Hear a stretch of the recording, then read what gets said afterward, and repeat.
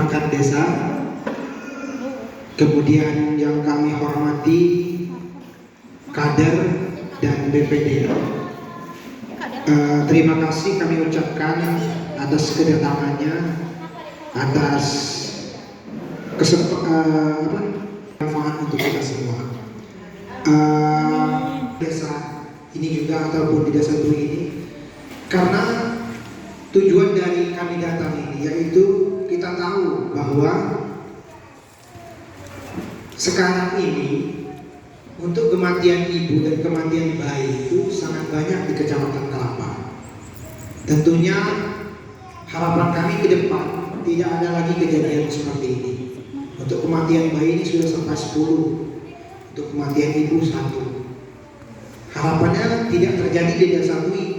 Bagaimana caranya? Yaitu kita harus koordinasi kerjasama. Semua kader, perangkat desa, bidan desa harus kerjasama. Jangan sampai ada ibu hamil yang sudah hamil misalkan tidak ketahuan ataupun tidak tersampaikan, loss begitu saja. Tahu-tahu sudah dalam keadaan komplikasi mau melahirkan, akhirnya meninggal. Jangan sampai terjadi seperti ini. Kemarin di bulan kemarin ada 4 kalau memang sampai kali ini, tapi 6 itu sebetulnya memang sudah peraturan dari BPJS. Kemudian harus diperiksakan HB-nya. Jangan sampai HB-nya rendah. Nanti kalau HB-nya rendah ini beresiko untuk kematian itu besar. Calon pendonor, barangkali nanti dalam periode kehamilannya terjadi penurunan HB dan itu harus segera mungkin untuk diberikan tambah darah ataupun donor darah. Kalau sudah ada calon pendonornya kan sudah siap. Ini akan mungkin kita akan buat skema lah ke depannya. Apakah harus PMI itu datang ke semua desa untuk mengambil darahnya ataupun bagaimana? Ya memang harus kita pikirkan. Selama ini kan kalau butuh darah baru ini, baru pusing, baru sibuk ke situ, sibuk ke sini buat status kan ujung-ujungnya darah juga tetap kurang kan. Ini sebelumnya tadi belum saya perkenalkan, ini saya bawa 2 orang. Yang pertama ada Ibu Bidan Lia, ini bidan koordinator Puskesmas Kelapa, bidan senior. Jadi Ibu Bidan Lia ini adalah koordinatornya semua bidan yang ada di desa di Kecamatan Kelapa ini.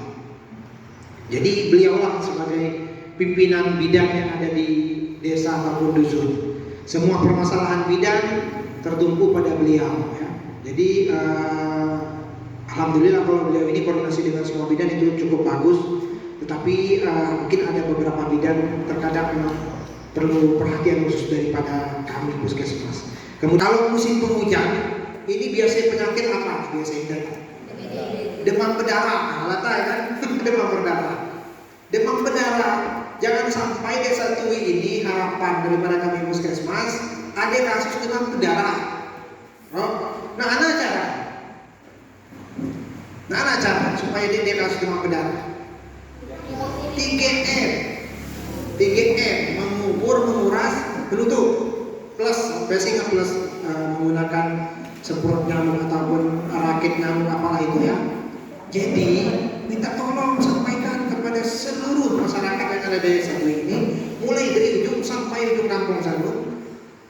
Bak-bak mandi ada kuras seminggu sekali minimal. Ada drum di rumah, tolong buang air.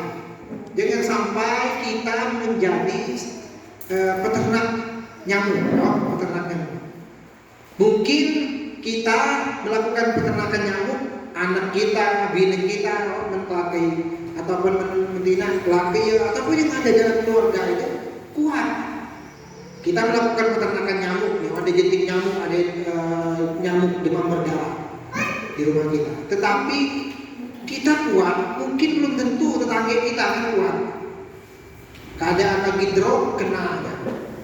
Keduse kita sebagai penyumbang tadi, kita hehehe ketawa ketiwi, kami sampaikan sebagai pengantar. Nanti kita bisa diskusi ibu-ibu dan dia dipersilakan untuk memberikan informasi terkait kegiatan ini.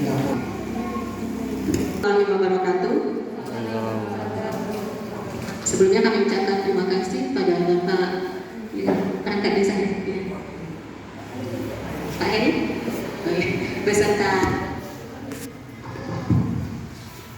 beserta staf dari desa, dan terima kasih juga pada ibu kader ya yang telah bersedia hadir pada hari ini. Ini stiker 4K. Harus kita tahu ya kader. Ini ya Pak. Ini di mana Bu biasanya ada? Siapa yang enggak? Dari bidan ya. Jadi stiker P4K ini pas kelapa ini Bu tahun ini. Jadi ada 10 orang calon generasi penerus kita yang meninggal. Ya. Ada yang sudah mendapatkan penanganan, ada ini untuk meningkatkan Ibu peran serta keluarga dan masyarakat dalam mendeteksi. Mendeteksi itu mewaspadai ya, atau apa bahasa kita ya, kalau mendeteksi. Biar cepat tahu Bu gitu. Jadi kita tahunya lebih awal. Ya, apakah si ibu ini punya faktor risiko atau komplikasi? Ya, itu kalau cepat tahu kan itu cepat akan ya. Dari kertas yang selembar ini banyak fungsinya Bu. Ini tampak tidak berarti apa-apa, tapi kalau kita tahu maknanya, insya Allah kita bisa sebagai khususnya kader ya, kita bisa memberitahukan ke tenaga kesehatannya bahwa di situ ada ibu hamil yang bermasalah, ya seperti itu. Nah terus, nah ini ya Bu ya, stiker B4K-nya. Di sana ada tercantum ya, ada nama ibu, taksiran persalinan. Nah kalau di taksiran persalinan itu selalu saya sebutkan kalau sedang kelas ibu hamil, ibu-ibu harus waspada, ibu hamilnya harus tahu tanggal berapa apa taksiran persalinannya. Karena kadang banyak ibu hamil yang nggak tahu Bu, kapan sih harusnya dia melahirkan. Nah kalau di sini kan sudah ditulis, makanya kami minta tolong ditempel di depan rumah ibunya, di jendela ataupun di pintu. Tapi banyak ibu-ibu yang tidak mau menempel kertas ataupun stiker P4K ini. Jadi pada saat kami ke desa misalnya turun, misalnya kami tidak mau melibatkan bidan desa ataupun kader, kami nyari sendiri Bu, di mana ada ibu hamil. Tapi karena tidak ada stiker ini kami kesulitan. Kami tidak tahu di mana, apakah di itu ini misalnya ada ibu hamil atau tidak. Tapi kalau dia sudah ditempel, kami tahu bahwa di sini ada ibu hamil dan bisa menghitung berapa orang yang ada. Kalau kami tidak menghubungi bidan ataupun kader-kadernya, ya. Terus penolak persalinan sudah harus ditetapkan, ya. Tempat persalinan, pendamping, transportasi dan calon pendonor darahnya. Nah ini tujuannya ya. Tujuan dari program P4K ini ya. Jadi setiap ibu hamil itu, setiap rumahnya agar tertempel stiker P4K ini, itu tujuannya biar terdata Bu. Kami sering mendapatkan beberapa bidan desa Pak Heri, itu nanti ada ibu hamilnya yang tiba-tiba datang sudah hampir melahirkan. Di sini pernah juga kayaknya Pak, ya. Enggak dengan saya ya. Nah kalau tidak terdata, pasti dia tidak dapat buku KIA, tidak dapat ini. Jadi kita tidak dapat melakukan yang namanya apa tadi? Pencegahan komplikasi, ya.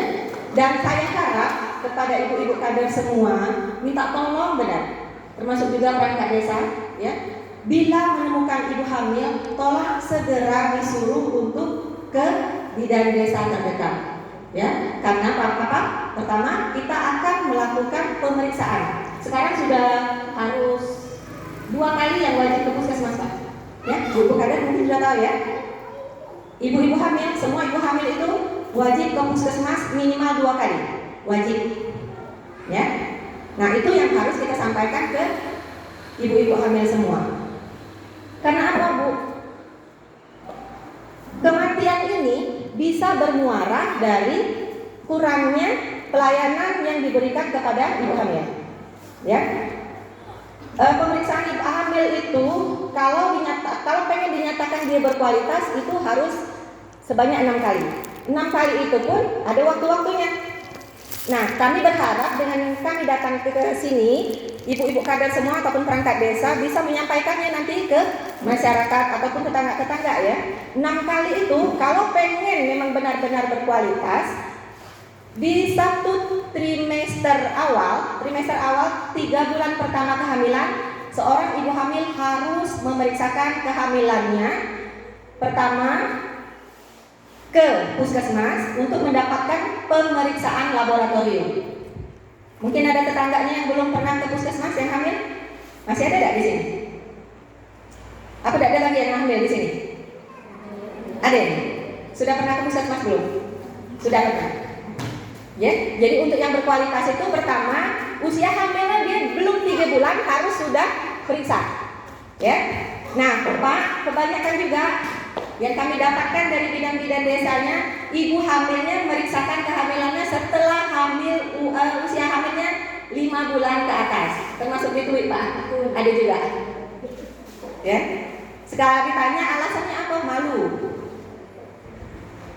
Malunya tidak tahu, padahal dia punya suami, Bu. Dia malu hamil dan malu memeriksakan kehamilannya ke bidan dengan cepat.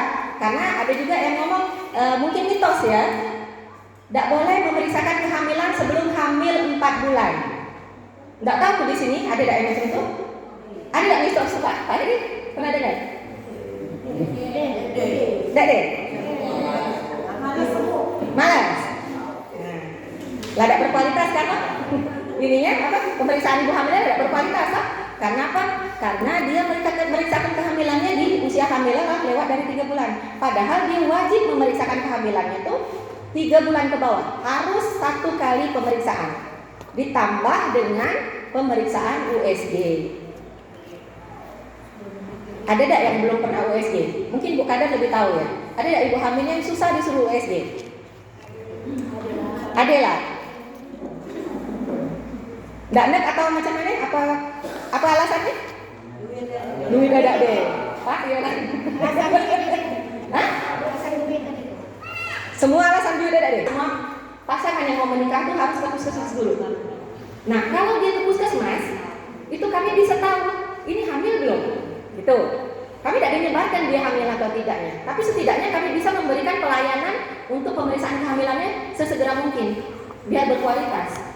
Karena kita mencapai pemeriksaan kehamilan berkualitas saja kan harus ada 6 kali pemeriksaan. Pertama di 3 bulan pertama kehamilannya, jadi 3 bulan ke bawah, usia hamilnya 3 bulan ke bawah.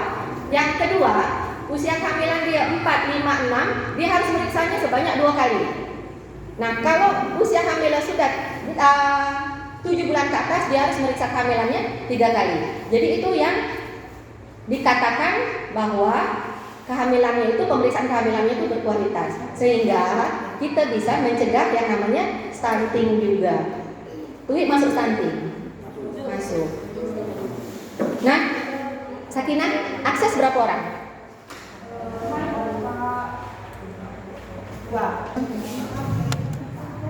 Nah, ini jenis kegiatannya nih Pak, ya Bu ya, kegiatan yang harus dilakukan untuk menuju persalinan yang aman dan selamat. Kami minta tolong kerjasama dengan kader, dengan perangkat desa, juga bidan desanya untuk mendata ibu hamil. Mendata semua ibu hamil yang ada di sini.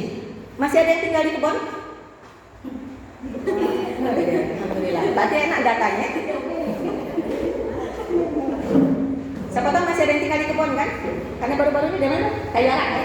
Kayu arang itu ada 3 Bu, tiba-tiba datang nak melahirkan. Bidannya tidak tahu karena dia tinggal di kebun. Kalau ditui berarti aman ya, tidak ada yang tinggal di kebunnya. Nah, terus kita memasang, minta tolong setiap ibu hamil disuruh masak stiker ini ya Bu, stiker yang tadi ya.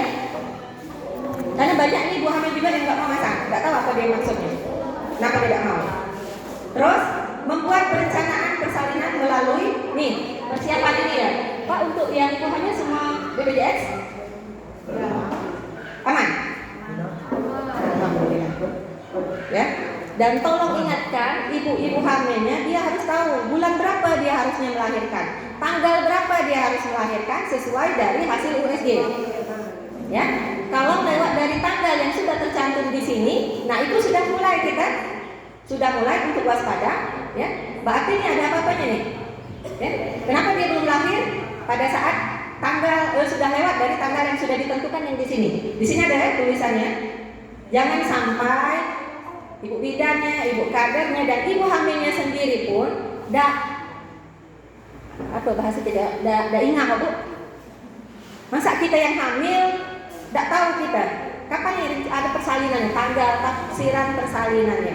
Padahal kita sudah USG. Kan salah satu manfaat dari USG itu tadi ya.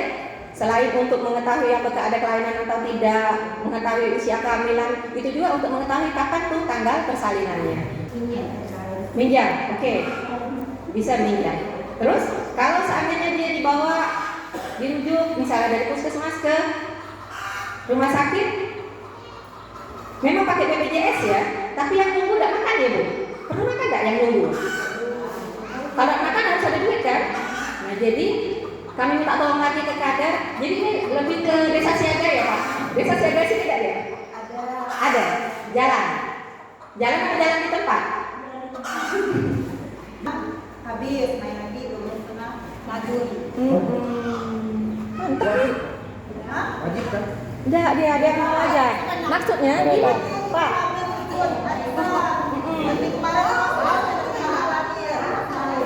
Ini kan dasarnya sudah ada di Pak Kak itu, Pak Heri. Jadi tinggal dikawal aja kayaknya Bang. Jadi mungkin bisa diwajibkan aja. Diwajibkan ibu hamil untuk ikut arisan. Ini bagus nih. Keren. Jadi misalkan secara finansial Pak kita siap. Iya, dia siap. Memang semua ibu hamil kan Semua, ya? keluarga Bangkabaran. Jadi yang sakit, jadi fleksibel loh. Ada yang sakit penyakit, bisa lagi ke arisan, yang tak perlu bisa ke rumah sakit kemarin yang scan balik dia dulu kayak Oke. Bagus nih berarti pemikiran katanya. Ya kadang semangat, kadang ikut juga arisan. ada lah yang banyak ikut. Nah. Tetangga sekitar. Kelak kan bentuk Perda Sawisma kan bisa. Ada Sawisma jalan ya. Jalan